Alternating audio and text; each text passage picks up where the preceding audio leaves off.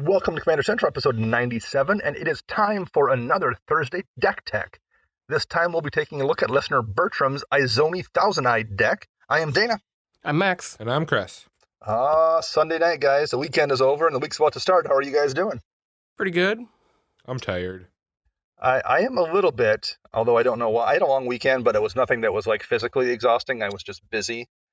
And now I have to check. I need to remember to check when I get done recording this to see if I have jury duty tomorrow. I made it through the first week. Oh, no. I made it through the first week unscathed. I didn't have to go to any of the trials. And you can check online to see if you're getting called in. Yeah. And there's only one scheduled Monday and Wednesday. So if I make it through tomorrow, then I'm fine for Wednesday. Or then I have to check Wednesday, and that's it. So I made it through the first week okay. I'm halfway through. We'll see if I get called up to head to the courthouse or not. So Fun hopefully stuff. not. You know, I was kind of curious. I wouldn't have been too bothered if I would have gotten picked, just so I could have gone in and seen how the whole system kind of worked. I was admittedly a little bit curious, but I also kind of, don't want to deal with it on my schedule too. So, and we're also about 4 weeks roughly away from Magic Fest Madison. Getting kind of hyped for that a little bit. Chris, is your modern deck in tip-top shape there? Oh, I'm not playing modern there. I'm playing sealed. That's sealed. Okay. Which one is modern that we were talking about? Minneapolis. That's right. Minneapolis. Okay. So sealed is what is in Madison. Yep. All right. Whole new beast. Nice. Yeah, that's going to be interesting given what we've seen in War of the Spark so far. Yeah, that's an understatement. It's going to be, I don't even know. It's going to be weird. So this show will air on Thursday, and the full spoilers will be out basically tomorrow for you listeners. It's still a week for us, but man, there can't be that much good stuff left considering how many insane cards we've seen so far. Yeah, it'll be definitely interesting. I've been kind of making a few cuts as I go here. I've been like, okay, here's an obvious inclusion in this deck, and here's what it's obviously going to replace. So I've kind of been making a few of those kind of notes, but there's just too much stuff, and it just keeps coming every day. There's like one or two new cards, and I'm like, man, I really want to consider that. Go Ugin. Yeah, right. Yeah, that was the one this weekend. It was Ugin, which is a really solid. I mean, it's not like game breaking, but it's really solid. Yeah. So I just love making a 2/2 that you can just do whatever you want with it, not even care. Because right, you get the card. Yep. Yeah. Yeah, again, like similar to Karn too, he's a pretty good mono white draw spell. Yep. In just any mono white commander deck. So yeah, this set is the biggest problem is I feel bad for whatever set comes next. Like there's no way. How disappointing is that core set going to be this summer just by comparing it to War of the Spark? It's a core set. What do you expect? Right. Well, yeah, it's always disappointing to a degree, but or even like this fall set, like whatever the fall set is really going to feel bad just by comparison to how bonkers War of the Spark is shaping up to be. Unless we go back to some awesome place that people really want to go to. Yeah, they seem like they kind of look and have that kind of thing planned out. So maybe they've baked that in and figured like, okay, when we're coming off War of the Spark, we need to still have something kind of splashy. We can't just go to some boring point, return to Alara. I don't think we'll probably cut it. Aww. We should go to a water world. Give me Kevin Costner on the boat. It's a legendary artifact. Yeah, what color would the Mariner from Waterworld be? I have no clue. And yeah, that would be interesting. I feel like it's new Phyrexia, maybe like Return to Phyrexia or something with Phyrexia. I think that's what it's going to be, but I don't know if that's the case. But I'm getting that vibe a little bit. And that announcement usually comes, not far from now, right? It's usually pretty early spring. We find out where we're going for the fall set. Yeah, I would think so, unless they wait till maybe later in the summer. Maybe. Usually they spoil at least the name of it or something like that. Usually you get something. I guess we'll find out. Yeah. Any other last minute news here before we jump into this deck tech? I don't think so. Nope. All right, guys. Izoni Thousand Eyed. This was a commander that came out this fall, right? It was in the Return to Ravnica. Guilds yes. of Ravnica. And I was like, what set are we talking about? it took me a second. Me saying many Ravnica. me saying that is what bought me time to actually mentally remember what the name of the set was. And it's an interesting card, but I don't think I've seen a deck actually running it at the command. As a matter of fact, I'm sure I haven't. I've not seen a deck in real life playing it as the commander. because it kind of falls into that category where there's a couple other Golgari commanders that do similar things to a degree. Yeah. But I do like it, so I was looking forward to taking a look at this deck. And Max, you want to give us the notes that we were given back here before we get started? Yep. So for budget-wise, no card suggested should be over $100. Bertram's meta is pretty much identified by 75% decks. We enjoy the higher-powered decks and cards, but no two-card combos. There's also a lot of interaction between the players. When it comes to the deck, he said it struggles keeping up through the mid and late games. He probably should have a better card draw engines to keep the cast going, but also some cards to keep the splashy plays going as well. He likes to have the deck be mostly played without Izoni, but the idea would be like later in the game she comes down and all those tokens propel him kind of to victory. He's also thinking of maybe converting this into more of a reanimator style of deck. Which kind of makes sense given what Izoni does. I think you can still keep a little bit of the kind of aristocrats / blood artist kind of thing going on there. And maybe do both of them a little bit. Yeah, that kind of makes sense. So to give the listeners kind of a high-end overview of what the deck looks like, it's got a decent average CMC. It's at 3.25. That's, not like super tight or anything, but I'm totally comfortable with 3.25 as my average cost in a deck. 37 lands, so he's got plenty of lands there, and 29 creatures, so it's a little bit of a creature-heavy deck. At least based on what I consider creature-heavy, 29 is a lot. I think my Edric deck is only at 29. So that seems like what I would refer to as a creature deck. Mm-hmm.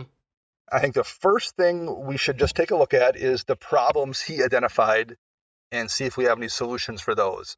So the first main thing he said was the deck struggles to keep up through the mid and late game. He said he needs a little bit of draw. So what do you guys think about that? Do you have any ideas there for him? Avenger of Zendikar. He's got enough ways to abuse tokens. Yep, especially if you want to be doing a reanimator deck type theme, that ability of bringing him in, even if the tokens don't get bigger, just making a whole bunch of them gives you time to build up to do something else. That's true. And usually you can at least get one landfall proc off, even if you just play at that land that turn after you cast Avenger. But that's true. In this deck, you don't really care whether it's a 0/1 or a 15/15. It sacrifices the same way to Izoni. Yep. Or to any of the other things that are in the deck that have the sack outlet theme built in. Interesting. I didn't have Avenger on my list, but that would be good. Is there anything particular you'd pull for Avenger Zendikar? I'm not really sure what I would pull. I mean, there's quite a few cards I would pull, but I would love to pull the Farhaven Elf out of here. But the CMC difference between the two is quite high. Sure. Then you get that trap where all of a sudden your deck's sent up to 3.45 or 3.6 or something if you just keep pulling 1 and 2 drops for 7 drops. Yeah. So he does it because he does have a good bit of draw in the deck already. Izoni has draw built in. Sacrifice a creature, you draw a card and gain a life, I believe, for 2 mana, a green and a black. 2 mana, Yep. yeah. And we should why don't you just read the card to us here, Max, for the listeners that don't know. Yeah, Izoni the Thousand-Eyed is a legendary creature elf shaman for 2 generic mana, 2 black and 2 green, and you get a 2/3 creature. It has Undergrowth, which was the new mechanic from Guilds of Ravnica, which says when Izoni enters the battlefield, create a 1/1 black and green locust insect creature token for each creature in your graveyard. And then that ability again is a green and a black. To sack another creature, you gain 1 life and draw a card. I guess I forgot that Izoni was not a zombie of some sort. It's just an elf shaman. It's not a zombie elf shaman or anything. Correct. So you have the baked right in there, right in Izomi's name. You can sacrifice a creature to draw a card, and he makes creatures when he comes into play. So that right there is draw. There's Skull Clamp in the deck, so all those tokens that Izoni makes are clampable. There's Guardian Project, which draws you a card when a creature comes into play. Evolutionary Leap is kind of draw. You can sacrifice a creature to reveal cards, so you reveal a creature. And I think in this case, it's probably pretty useful just because you're sacrificing the token to hopefully get a better creature. I mean, almost anything you sack is probably going to be better. Anything you get is going to be better than the 1/1 token you're sacking, presumably. There's Bankrupt in Blood. There's Bone Splinters. There's Minions Murmurs, which actually this is a really good deck for that because you have a lot of tokens. It's pretty easy to draw 6 or 7 cards off of that. Same thing with Shamanic Revelation. There's Knight's Whisper, and there's Beast Whisperer, who draws you a card when you play a creature. I might have missed one too, but even ignoring the like I can sack a Mind Stone or Commander Sphere to draw a card, those are the main spells I would classify as card draw. I think that's a pretty good amount of card draw for a deck like this. I would be happy with that. I think the problem is probably that the draw is almost all pinned to sacrificing creatures for the most part. I mean, a couple of them aren't, like Guardian Project and Beast Whisperer, but a lot of them are sacrifice a creature to draw a card. And if someone casts a Damnation or something, you could be stuck holding 3 of those spells that don't do you any good because you have no creatures in play. Yes. And I had that problem with my Crash deck the first iteration that I ran, running a bunch of those spells with my assumption that why do I care? I'm going to sacrifice a creature. The counters go on Crash. He gets bigger. That's fine. And I found out pretty quickly the problem I then had was there were plenty of times when Crash was the only thing out.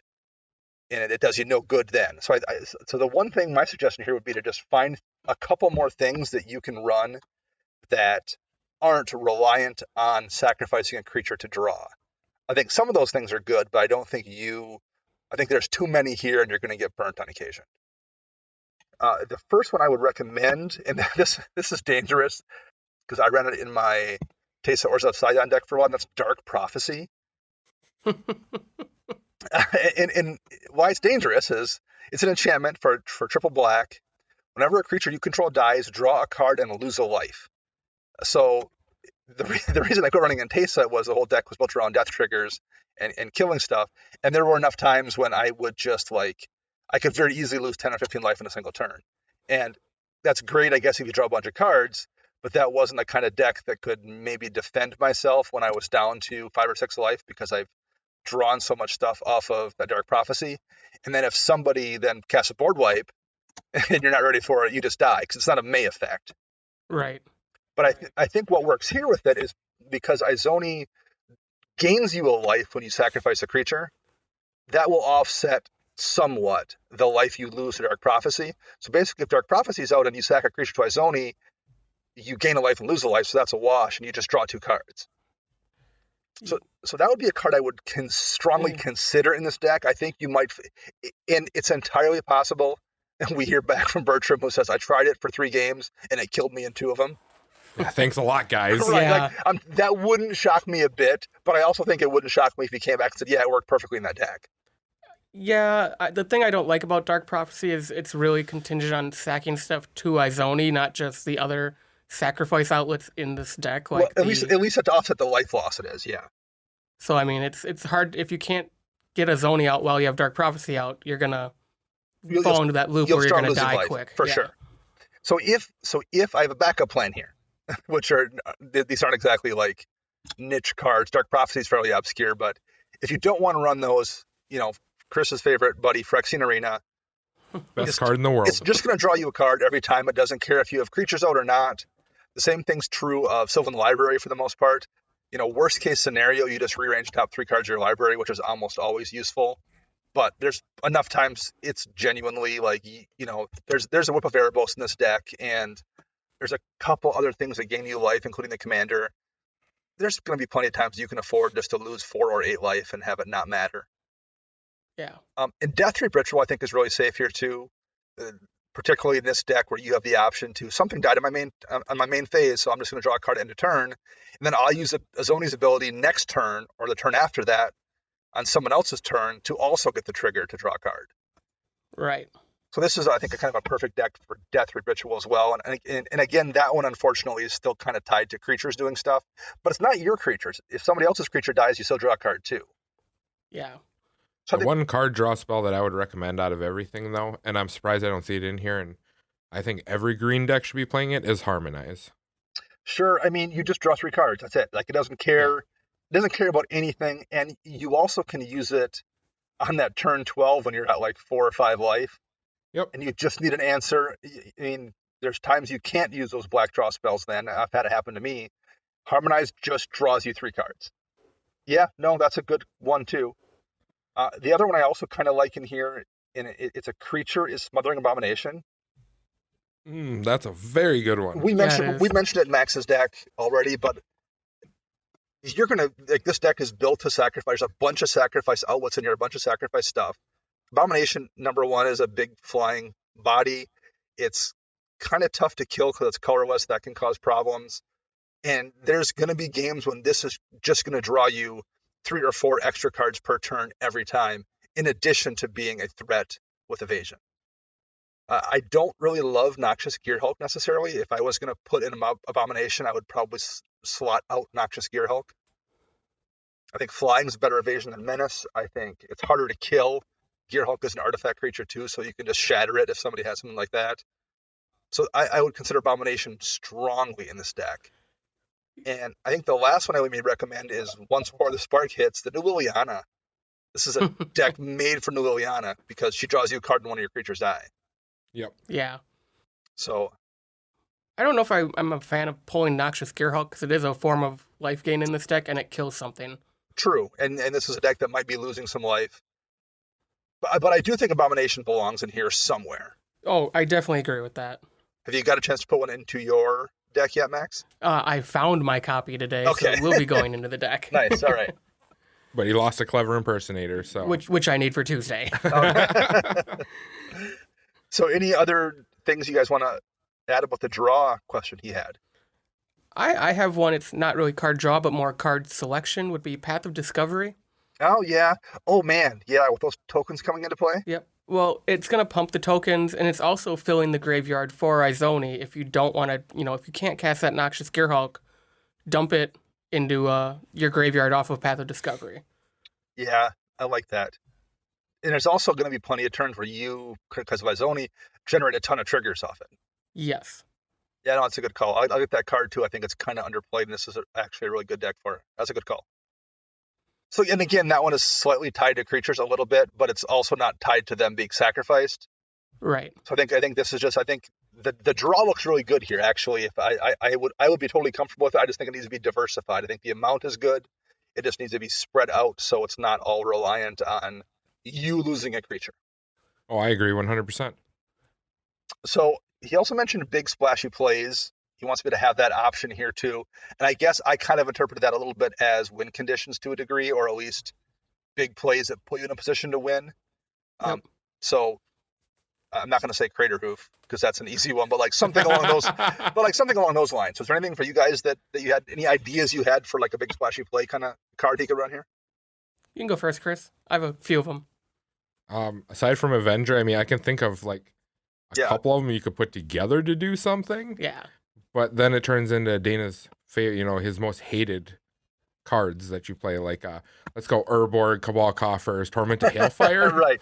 Well, and like even without Cabal Coffers and Urborg, Torment Hellfire is still pretty good most of the time. So what did you have for ideas, Max? I think the new Ronus, God Eternal Ronus, would be great in this deck. Yeah. Because it's going to enter the battlefield, double everything's power, and they get vigilant, so you don't have to worry about a crackback if you do swing with your team. And then if he dies or is like exiled, you just put him back in your deck. So you never have to worry about getting rid of him, essentially. Yeah, that makes sense. And you're not running Greater Good in this deck, but we talked about this, I think, yesterday, just you and I, Max, in having a conversation. The way Greater Good works, and the way you can stack those triggers, you can essentially sacrifice the new Ronus, put it in your library 3 from the top, and then draw it back into your hand with the draws off of Greater Good. Chris is shaking his head like that's so dumb. and so good. And that would apply to any of those sacrifice draw things, right? Yeah. I mean, if it's draw 2, you're not going to get to it that turn, but it's going to go to the top of your library. But if you're doing like a Life's Legacy or Momentous Fall or something, you're going to get it back to your hand. Yeah. I also think adding just like an Overwhelming Stampede or a Triumph of the Hordes would be good in this deck, just because there's no trample and those little 1/1s aren't going to get through, especially if there's no like Dictate Erebos or Gravepack package in this deck. And there's a lot, and this is a deck that probably will just accidentally go wide sometimes. Yep. And if you've got 7 or 8 creatures in play and you draw an Overrun or Overwhelming Stampede or even a Crater Hoof, something along those lines, and Triumph of the Hordes, whatever, you're going to kill 1 or 2 people probably. For sure. You know what I haven't seen in a deck in quite a while is Beastmaster Ascension. Because it's got left in the past, man. It's still a really good card, especially in a token go wide strategy like what this can turn into. Yeah. I mean, making your guys into 6/6s is stupid good. And if you've got enough of them where the lack of trample doesn't matter because you're swinging in with 13 or 14 bodies, and you're like, okay, so block 5 of them. I don't care. You're still dying. Yeah, and I'm just judging by this deck list overall. There's one removal spell for an artifact or enchantment, two of them, three of them. So maybe that's not a big threat in his meta. Sure. So I mean, it could be something that sticks around and just pumps everything, and then he can just go ham that way. Very possible. One card I liked in here that I thought was a good kind of make a splashy play deck was Blade of Selves. Yep. First of all, it's really good with the commander. Assuming you're in a 4-player game, you put Blade of Selves on your commander, you swing it at somebody, you're making two additional copies of the commander attacking other people. And they both die immediately, but you don't care because they're going to make those tokens then based on creatures in your graveyard. So if you have enough creatures in your graveyard to justify casting your commander, you have enough to put a Blade of Selves in your commander and swing probably. And there's usually somebody in a 4-player game who doesn't have a great blocking scheme set up, or they're tapped, their creatures are tapped, or they don't have anything out, or whatever. You can usually get through, or at least make a safe attack on one person. The other zonies just make you free tokens. I mean, that's almost always worthwhile. But if you go down the list of the creatures in this deck, I mean, Carrion Feeder makes a couple other copies that bring in tokens, or they don't bring in tokens, but they can be sacked to themselves. You've got things like Catacomb Sifter that does make tokens, and if you sack it during combat, that's a triple scry because all three of the Catacomb Sifters will trigger. Caustic Caterpillar, making 2 more Caustic Caterpillars. Those can be sacked at instant speed to destroy 2 other targets. Elvish Rejuvenator digs down for each of those ETB triggers. You can go down 5 twice after you've already done it once from the first cast. Elvish Visionary draws you a card. Eternal Witness brings back 2 additional cards to your hand. Farhaven Elf gets 2 additional lands. Grave Titan puts in 4 additional tokens. And that's where I stopped counting. Like, I went down to Grave Titan alphabetically, and I'm like, that's enough stuff. Like, 3 out of 4 creatures in this deck are doing something on ETB or have something you can utilize at instant speed when you make a copy of them. Blade of Selves is just always going to do something cool. Yeah, for sure. I'm surprised there's not many other token makers besides Izoni. There's Catacomb Sifter, Grave Titan, and I think there's one other one. Yeah, there weren't a ton. There's like no Bitter Blossom. There's no Awakening Zone, things like that. Yeah, and I guess if you want to get the Aristocrats kind of playstyle going a little earlier in the game, maybe add a little more, like an Awakening Zone or From Beyond, those 3 or 4 mana enchantments that just drop a dude every turn, because they're not going to draw out a removal spell. Or there's a new 2 mana 1 from War of the Spark that makes a zombie token. Yep. Or a zombie army token, I guess it is. The Amass token. Yeah, something like that would be. That's always useful, but in this deck, it's doubly so, where you can sacrifice things to draw cards. Yep, and he's also missing the newest Aristocrat, which is Poison Tip Archer. Yes, right. Yeah. From Dominaria, that one's just handy because it has reach. And there's another one too from Ravnica. It's a 4 mana vampire. Oh yeah. Yeah, so it was in the same set as Blood Artist, right? Vampire. No, it's from the new Ravnica set. Was there one? Oh yeah, there was. I forget what it's called though. Yeah, there's at least 1 or 2 more ones from that have been printed in the interim that you could use if you want to go that route. Yep. And that's maybe not a bad backup plan to have too. No, and I think this deck is built to do that without adding the big, like, auto includes like Grave Pact or Dictate or stuff like that. I mean, there's enough stuff making tokens. There's enough other bodies you want to sacrifice, I think, just to fill Izoni's graveyard to make more tokens throughout the game. And I know he doesn't run 2-card combos, but this really isn't a 2-card combo. It usually requires 4 or so pieces. But everything is already in this deck for a Nim Deathmantle combo. I mean, you don't have to, tutor it up, and it's not 2 cards. You need to have a sack outlet and something that makes tokens and Nim Deathmantle to be able to get that loop going where you sacrifice something and use the mana from the sack to bring it back with Deathmantle and do it again, and you're either making extra tokens or getting infinite death triggers or what have you.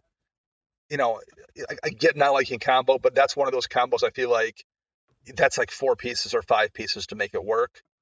And they're all the other cards that care about it are already in the deck anyway. So you're not like you're going out of your way to find this combo just to use Nim Deathmantle. All the pieces are there. You just be adding it in.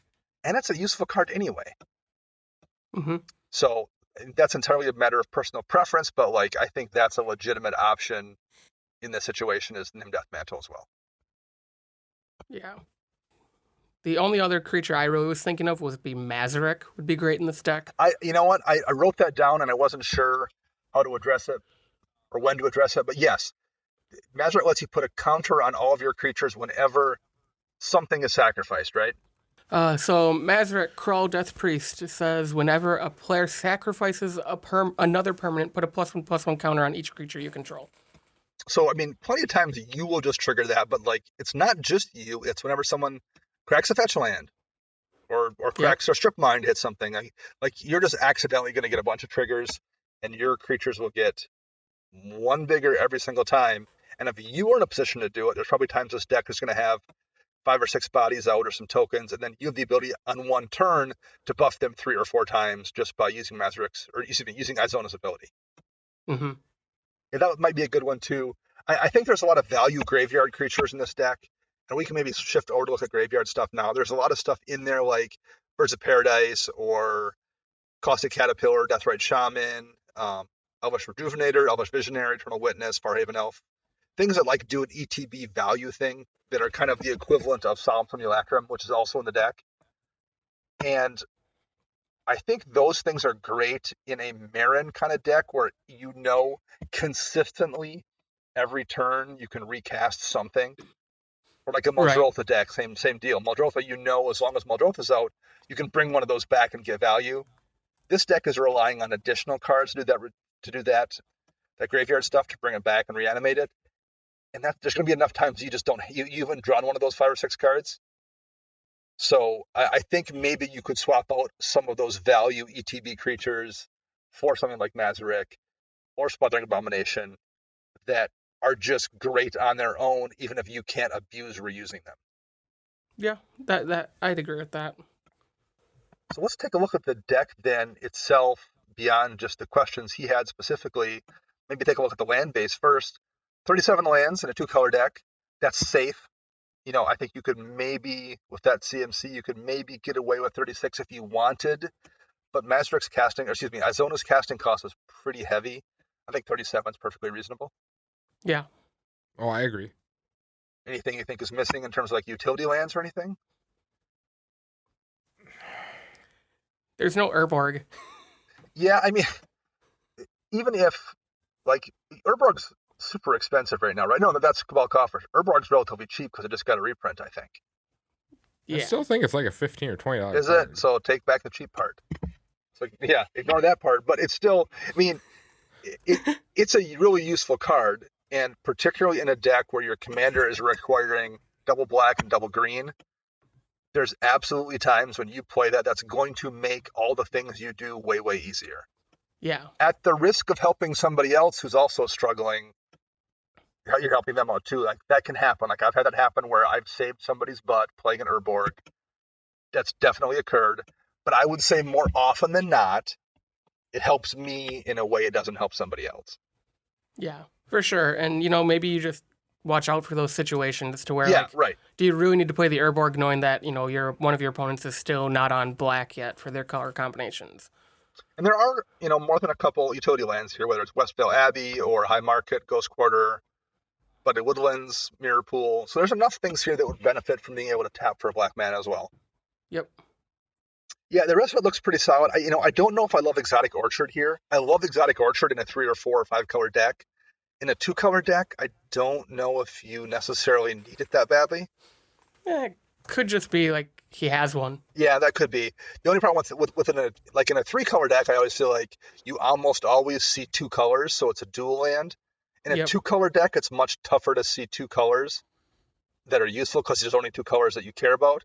So a lot of times it kind of winds up being a basic anyway, in which case maybe you just want to run a basic because then you can fetch it and it's not going to hit by Blood Moon, and back to basics doesn't hurt it.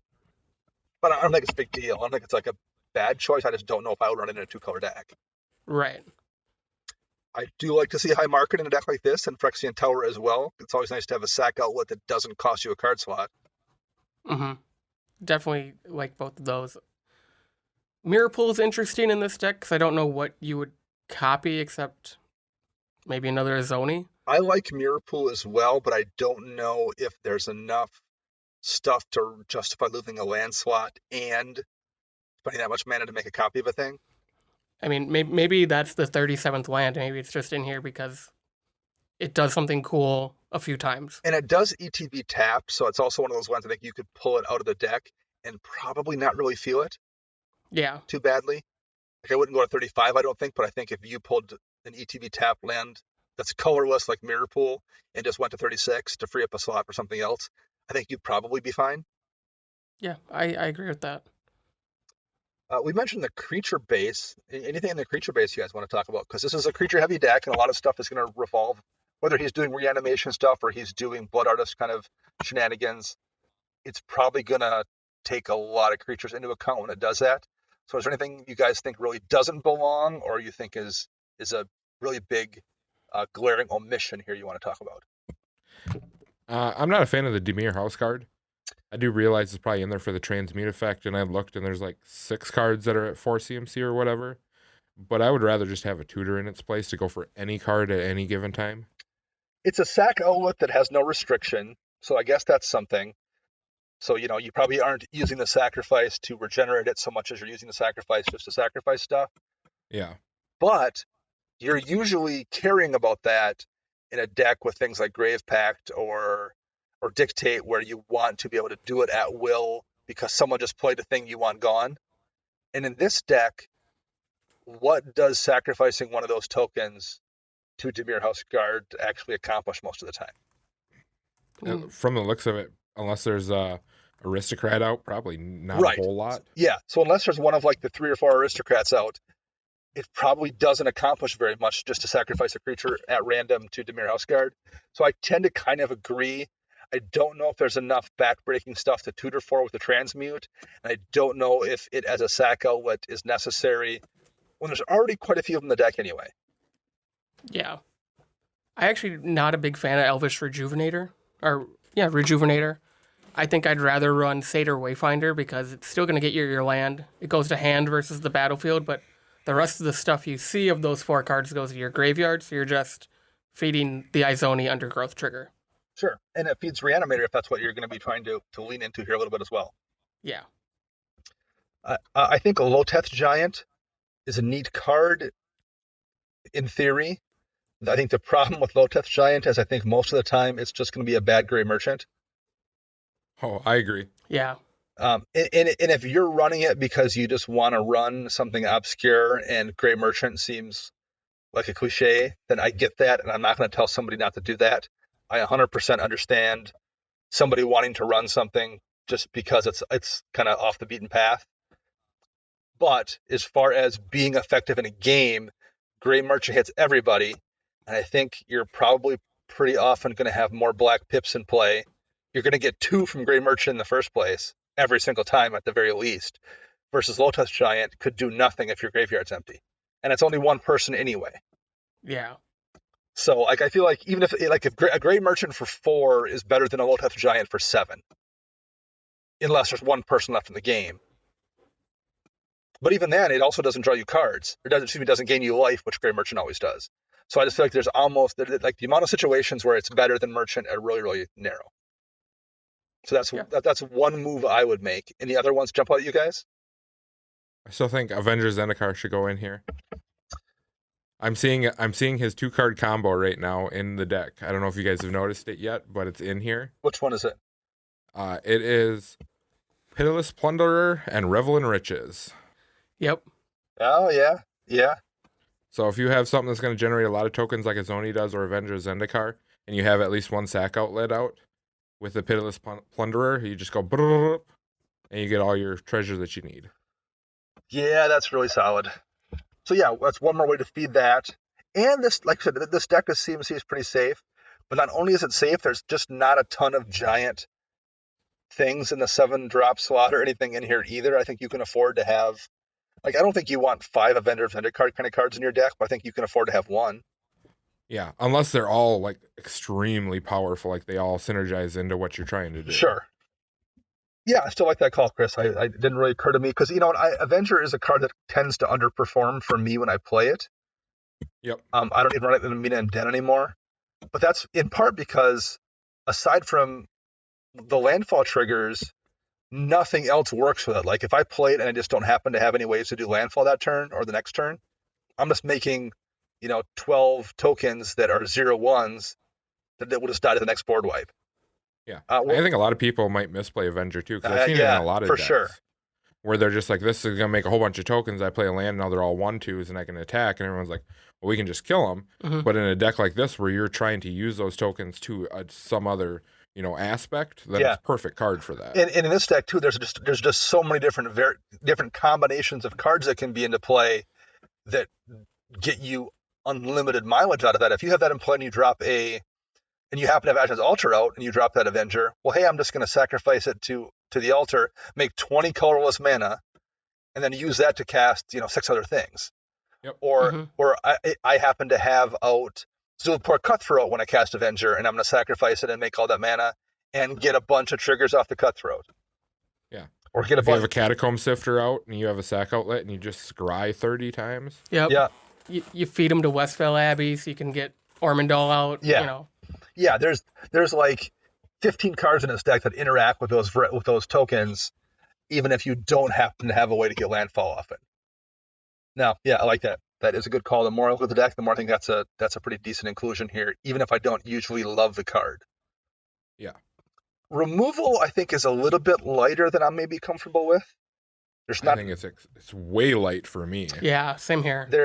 So board wipes, we have Living Death, and we have Toxic Deluge, and that's pretty much it, unless I missed one. Nope. And for targeted removal, there's I guess you have Vraska that has the option to kind of abrupt decay something if it doesn't have a high CMC. You've got Assassin's Trophy for most things. You have Croson Grip, and you have Windgracious Judgment. And that's really it for the most part, other than a few like creature death things that are baked into a creature, like is it Ravenous Chupacabra? Yep. There's a couple of those kind of things, but I think you have one way. I think it's just two ways. Assassin's Trophy and K-Grip are really your only ways to deal with the average, like to pinpoint take out someone's enchantment or something. Yeah. I think Caustic Caterpillar does the same thing. That's true. That's in there. And a few of them are on creatures. The one thing I would say here is, man, I really have a tough time not putting Beast Within in any green deck. I don't know what the argument is, because it hits everything, and it's only my argument's going to be Maelstrom Pulse, because it was just reprinted and it is cheap. So cheap right now. Yep. It's unreal. I would definitely pick Maelstrom Pulse over probably Windgrace's Judgment. Well, I was just giving Dana an argument for Beast Sure. Within. Well, He's I don't know what the argument would be. I think the decks where I can run both of them, I run both of them. I think I would agree, yeah, with that, because you hit anything. So Windgrace's Judgment, let's talk about for a second. I liked the card a lot when it was spoiled. Here's what my experience was when I played it. And for those who don't remember, it's 3 black and a green, so 5 total. Instant speed. For any number of opponents, destroy target non-land permanent that player controls. So you can hit anything. You hit a planeswalker, you hit a enchantment, artifact, creature, whatever. And assuming you have a 4-player game going on, you're hitting 3 things for 5 mana. That's really, really solid. Yep. At instant speed as well. What I kind of found I was doing with it was wanting to just destroy one thing. And then I felt like, well, I might as well hit that guy's this thing and that guy's something else. And I kind of made enemies to a degree from other people and spent more mana than I wanted to spend just to deal with the one thing I wanted to deal with. Yeah. Now, maybe that isn't true for everybody, and if someone tells me that it's always a bomb whenever they cast it, I will believe them. But whenever I cast it, I felt like I just mostly cared about that one person's doubling season, and I wound up hitting that person, soul ringing that person something else for value, and I never blow up a person's soul ring. You know how salty people get for that? They for sure do, yeah. So I guess maybe I could have tweaked it and just started hitting the one thing they don't care about just to not draw some anger. But again, if I'm doing if you're ratcheting it down for other people, then why don't you just run something that destroys things for 1 or 2 mana versus spending 5? Yeah, I mean, Golgari Charm is the green and black versus Sure, all right. 5 mana. Right. Does what you probably Or the want, Maelstrom, enchantments and artifacts. or the Maelstrom Pulse, or the Beast Within, or the Putrefy. I don't think maybe it's good enough anymore, given Assassin's Trophy kind of things. But yeah, I just think I don't love it, but I'm not going to say take it out. I think it's 5 mana is a lot. Yeah. And, I think if there were 2 more words stapled on there, and that was you may destroy target non-land permanent maybe, that player yeah. controls, it would be so much better. Yeah, maybe. The other thing I kind of found out was the instant speed thing. Yes, it's still instant speed, but I also felt like leaving 5 mana up never ever felt good. Even if okay, I'm definitely gonna hit that guy's doubling season for sure. So I don't care about leaving 5 mana up. That's fine. But it still feels weird to leave mana up when you know you're gonna spend it. Yep. I feel like I would rather spend 3 mana from a Maelstrom Pulse at sorcery speed than I would leave 5 up for a Windgrace of Judgment at instant speed. So that might be me. I think we've talked about that card for a long time, but that's kind of my thoughts on it. What do you guys think about Throwing Encore? Is a card that came out in Battle Bond, and I remember kind of liking it, and I never played it. It's 5 mana instant speed, put onto the battlefield under your control all creature cards in the graveyard that were put there from the battlefield this turn. I like this card in this deck for one simple reason of if you have a sack outlet out that you can just sack all your creatures to. If you did have the dictates and everything like that, you wipe people's boards, cast this because you haven't cast anything that turn and just return everything that you had. And if you happen to have 5 mana up for whatever reason, or the ability to make 5 mana, somebody casts a board wipe, you just sack all your stuff to one of your to your altar to get, you leave a swamp free, sacrifice 3 or 4 creatures to Atom's altar to have enough money to cast it, or enough mana to cast it, and then bring all your stuff back and everyone else's stuff in response to a damnation. Yep. Yeah, it's one of those cards I liked at the time, and I kept thinking I'm going to put it in a deck, and then I forgot it existed.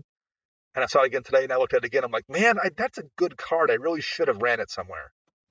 Yeah, I think the way the deck built is right now, though, I think it's one of those pick or choose. You either want Throwing Encore or you want Windgrace's Judgment, because leaving 5 mana up for both of those is going to be rough in certain points of the game. How about Price of Fame? 4 mana. This spell costs 2 less if it targets a legendary creature. I don't think I've been seeing this in a lot of decks lately. Yeah. In Standard or in EDH? In EDH, like a lot of deck lists that I've looked through, I've seen this on there, and I don't know why. Yeah, it feels fine, but I also don't think it's going to cost 4 mana more often than I would like. Yeah.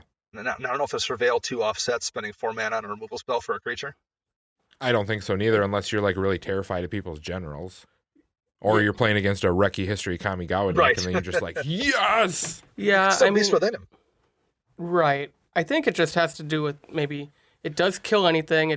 You can make it cost less to kill a general or any legendary creature. I mean, most of my decks aren't just the general is my only legendary creature. I mean, a lot of decks have more than one, and they're usually threatening, and you need to get rid of them somehow. Yeah. Yeah, that's fair. And Go for the Throat does the same thing. Right. I mean, I would rather run Go for the Throat because it's less conditional. Yep. How about board wipes? We have Toxic Deluge, and we mentioned Living Death. Living Death, so that's 2. Living Death kind of makes sense in this deck because you're bringing stuff back from the graveyard. I feel like I like to have at least 3, and there isn't 3 in this deck. Would you just run a Damnation here?